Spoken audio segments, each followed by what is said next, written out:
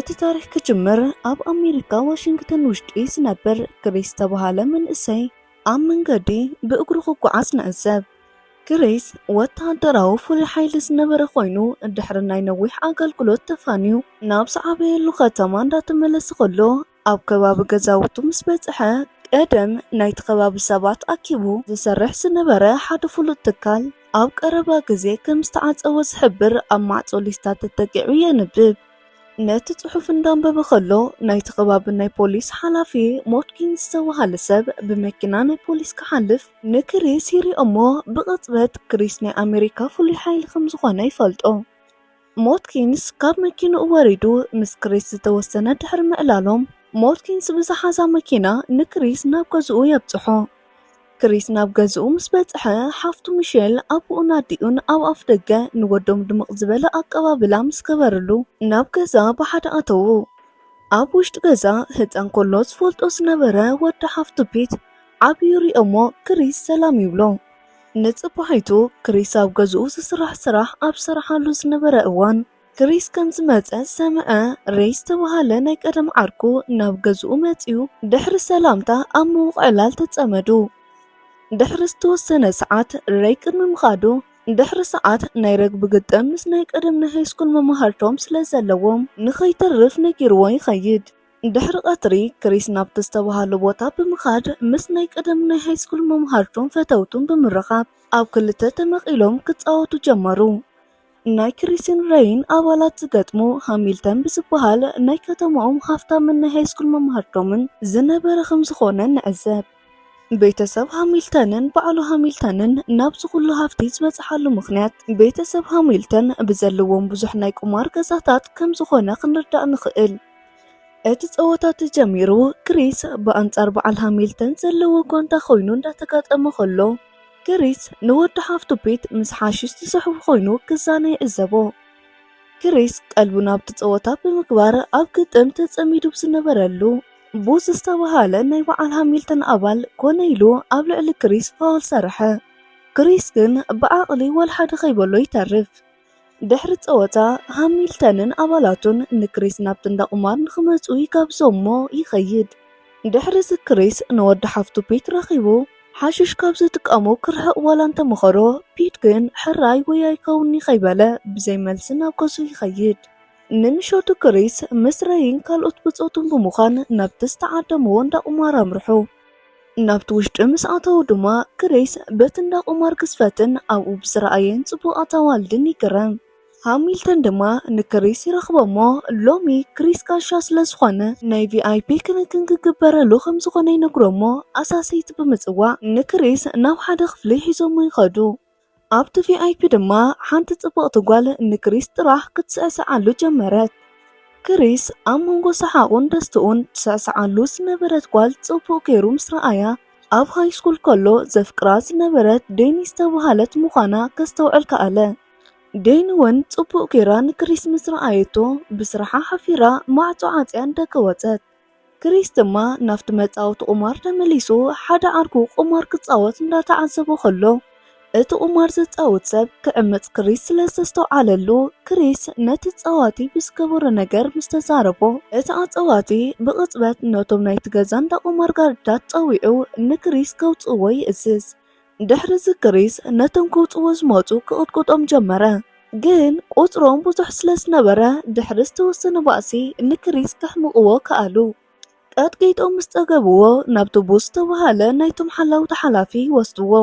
ቦስ ድማ ኣብቲ ናይ ክሪስ ክሳድ ተኣሲሩ ዝነበረ ናይ ፍሉይ ሓይሊ ወታደር ምንባሩ ዝገልጽ ድሕሪ ምውሳዱ ብኻራ ገይሩ ኣብ ከብዱ ሓናጢጡ ከቢድ ዝኾነ ስቓይ የውርደሉ።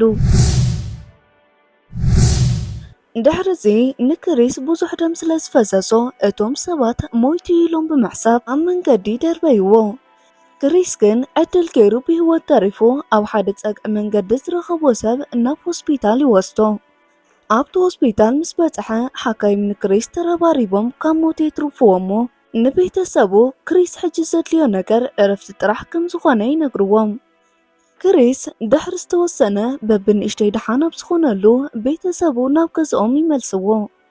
ቤተሰቡ ብዝገበረሉ ክንክንን ጽቡቕ ኣተሓሕዛን ክሪስ ናብቲ ናይ ቀደም ዝነበሮ ኣቃውማን ጥዕንኡን ብቕልጡፍ ተመለሰ። ድሕሪዚ ክሪስ ኣብ ገዝኡ ሓደ ስራሕ እንዳሰርሐ ከሎ ሃሚልተን ዋናት እንዳ ቁማር ብምምጻእ ናቱ ሰባት ብዘውረድሉ ጉድኣት ኣመልኪቱ ይቕሬታ ይሓቶ። ቀፂሉ ዝተወሰነ ሰልዲ ከም ካሕሳ ክህቦ ኣብ ዝሓሰበሉ ክሪስ ግን ነቲ ሰልዲ ከም ዘይደሊ ነጊሩ ነቶም ከምዚ ዝገበርዎ ሰባት ግን ኣብ ሕጊ ከም ዘቕርቦም ንሃሚልተን ገለጸሉ። ንጽባሒቱ ክሪስ ናብ እንዳ ፖሊስ ብምምጻእ ንዝበጽሖ በደል ንናይ ፖሊስ ሓላፊ ዋትኪንስ ሪፖርት ክገብር ኣብ ዝፈተነሉ እዋን ዋትኪንስ ግን እቲ ጉዳይ ኣቐዲሞም ሪኦሞ ከም ዝነበሩ ኣረዲኡ ነቶም ናይ ሃሚልተን ሓለውትን ምእሳር ወይ ድማ ነቲ እንዳ ቁማር ንምዕጻው ጭቡጥን እኹልን ሓበሬታ ከም ዘየለን ንክሪስ ይነግሮ። ክሪስ ግን ንዋትኪንስ ፍትሒ ክሳብ ዝረክብ ክሳብ መወዳእታ ክኸይድ ከም ዝኾነ ገለጸሉ። በስ ድማ ናብ ገዝኡ ተመለሰ። ኣብ ገዝኡ ምስ በጽሐ ግን ዘይተጸበዮ ወዲ ሓፍቱ ፒት ሳልሜት ዝተባሃለ ብዙሕ ዘይርከብን ክባርን ድራግ ተጠቂሙ ሃለዋቱ ስለ ዘድፈአ ኤመርጀንሲ እንዳተገበረሉ ከሎ ይበጽሕ። ክሪስ ድማ ናይ ዕሩኽቱ ፒት ከምዚ ዓይነት ክባር ኣደንዛጺ ካበይ ከምጽእ ከም ዝኸኣለ ይሓቶም።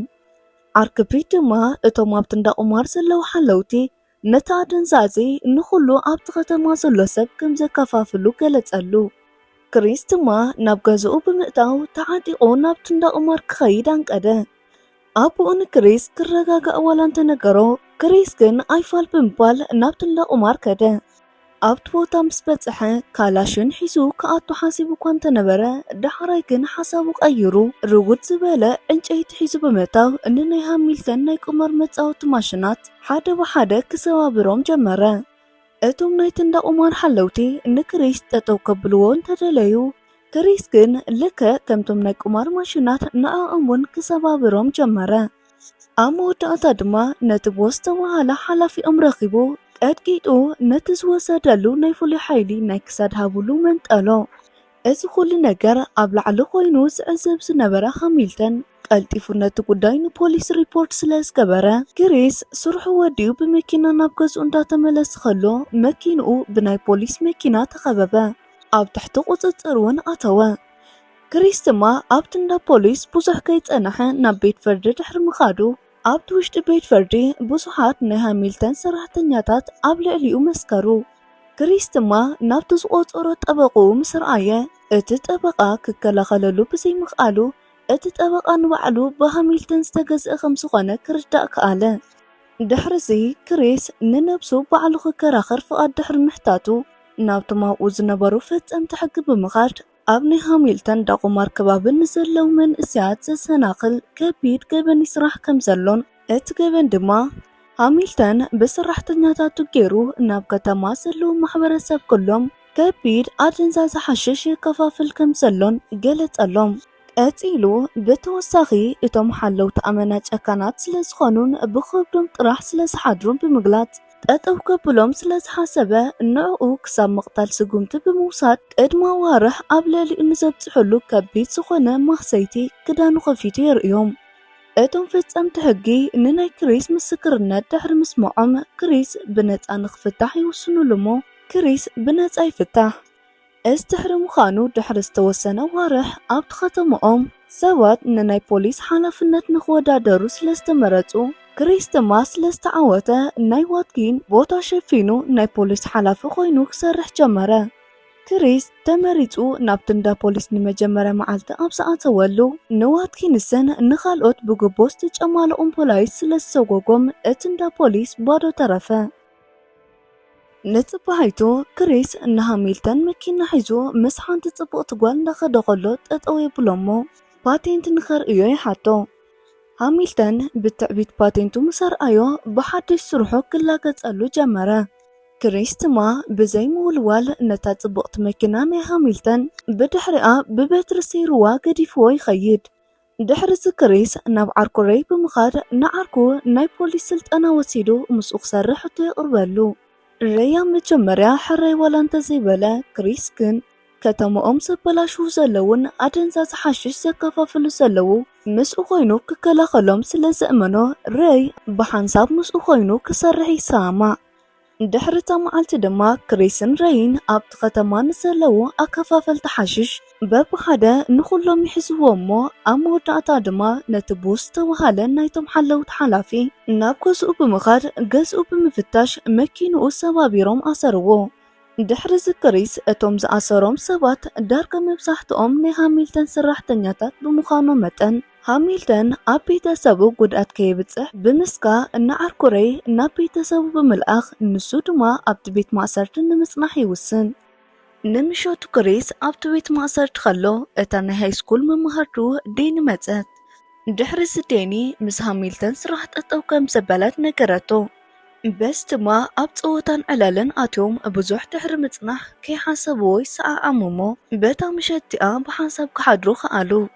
ነጽባሃይቱ ንጎ ክሪስ ከምቲ ዝጠርጠሮ ሃሚልተን ምስኡ ዝሰርሕ ቡስን ካልኦት ብዙሓት ሰራሕተኛታቱ ብክሪስ ምክንያት ከም ዝተኣሰሩ ምስ ሰምዐ ፍርቆም ሰራሕተኛታቱ ናብ ናይ ገዛ ክሪስ ብምልኣኽ ኣብ ልዕሊ ቤተሰብ ክሪስ መጥቃዕቲ ክፍጽሙ ኣዘዘ። ነቶም ክሪስ ካብቲ እንዳ ፖሊስ ዘጎጎም በዓል ዊትኪንስን ካልኦትን ድማ እትቂ ይዕጢቑ ናብቲ እንዳ ፖሊስ ይልእኾም። ድሕሪ ዝተወሰነ ድማ ዊትኪንስ ናብቲ እንዳ ፖሊስ ብምምጻእ ነናይ ክሪስ መኪና ቦምቡ ድሕሪ ምፍንጃሮም ናብቲ ቤት ማእሰርቲ ክትኩሱ ጀመሩ። ቡስ መጀመርያ በበዓል ዊትኪንስ ምምጻእ ወላ እንተተሓጐዘ ዳሕራይ ግን ብዝተኸፈተ ናይ ተኹሲ ለውጢ ንሱ እውን ድራር ጥይት ክኸውን ከም ዝኽእል ሰግአ። በስ ድማ ንክሪስ ካብቲ ተኣሲርዎ ዘሎ ኸውፅኦ ክምሕጾኖ ጀመረ። ክሪስ ድማ ነዚ ነገር ተጠቂሞ ንቡስ እቶም ሓሻት ኣበይ ከም ዝቕመጡ ድሕሪ ምሕታቱ ቡስ ድማ እቶም ሓሻት ዝቕመጡሉን ዝምረትሉን ቦታ ኣብታ ከተማ ዘሎ ዓቢ ፋብሪካ ከም ዝኾነ ይነግሮ። በስ ድማ ክሪስ ንቡስ ከውፅኦ ክብል ግን ከም ዝፈርሖ ብድሕሪት መንደቕ ዝኣተዉ ጠያይቲ ንቡስ ኣቃበፅኦ። ድሕሪ ዝክሪስ ዴኒ እንዳሓገዛቶ ንበዓል ዊትኪንስ ንኹሎም ናብኡ ዝተለኣኹን ንዘለኣለም ኣፋነዎም። በስ ድማ ምስ ዴኒ ናብ ገዝኦም ርሐ። ኣብ ገዝኡ ምስ በጽሐ ኣቦኡን ሬይን ነቶም መጥቃዕቲ ክፍጽሙ ዝመፁ ብዙሓት ልኡኻት ናይ ሃሚልተን ምስ ሓመድ ከም ዝመሳሰልዎም ስለ ዝረኣየ በስ ድማ ዝጀመሮ ስራሕ ክውድኦ ናብ ተሓሽሽ ኣለዎ ዝተባሃለ ቦታ በይኑ ብመኪና ኸደ። ክሪስ ናብ ተሓሽሽ ዝምረተሉ ፋብሪካ ምስ ኣተወ ብዙሓት ድራጋት ምስ መስርሒኦም ተቐሚጦም ክረክብ ከኣለ። ኣብ ውሽጢ ድማ ምስ ሃሚልተን ይራኸብ እሞ ሃሚልተን ንክሪስ ናብ ዘዳለወሉ መጻወዳ ክእትዎ ዝሓሰበሉ ክሪስ ግን ንባዕሉን ሃሚልተንን ሓዊሱ ክልቲኦም ካብ ላዕሊ ንታሕቲ ኣተዉ። እንተኾነ ግን ክሪስ ክወድቕ ከሎ ናይ እግሩ ዓጽሚ ስለ ዝተማዛበለ ንሃሚልተን ክበኣሶን ክገጥሞም ብዘይምኽኣሉ ክሪስ ናብቲ ኣብ ጥቕኡ ዝነበረ ጫካ ክኣቱ ጀመረ። ሃሚልተን ድማ ኣመና በሊሕ ፋስ ብምሓዝ ደድሕሪ ክሪስ ክስዕብ ጀመረ። ክሪስ ድማ ዝተወሰነ ሃዲሙ ነቲ ዝተማዛበለ ናይ እግሩ ዓጽሚ ናብ ቦትኡ ይመልሶሞ ምስቲ ፋስ ሒዙ ዝነበረ ሃሚልተን ክበኣስ ጀመረ። ኣብ መወዳእታ ድማ ንሃሚልተን ቀጥቂጡ ምስ ዘረሮ ኣብ ውሽጡ ቁፅፅሩ የእትዎ። ኣብ መወዳእታ ትዕዝብትና ድማ ክሪስ ነቲ ናይ ሃሚልተን ሓሽሽ ዘቐምጠሉን ዝሰርሓሉን ዝነበረ ፋብሪካ ዓሽጉ ነቲ ፋብሪካ ከም ቀደሙ ካልእ ስራሕ ከም ዝጅምር ይገብር። በስ ድማ ትዕዝብትና ንውድእ ፍትዋት ተኸታተልቲ መደብና ንሎሚ ዘቕረብናልኩም መደብ ነዚ ይመስል ነይሩ። ከም ዝፈተኹማ ኣይጠራጠርን። ነዛ ቪድዮ ላይክ ሼር ብምግባር ዘለኩም ሃናፅ ርእይቶ ይኹን ሓበሬታ ኣብ ኮመንት ሴክሽን ኣቕምጡልና። ነዛ ቻነልና ሳብስክራይብ ዘይገበርኩም ሳብስክራይብ ቦር እንዳበልኩ ኣብ ቀጻሊ ብኻልእ መደብ ክሳብ ንራኸብ ሰሰናዩ።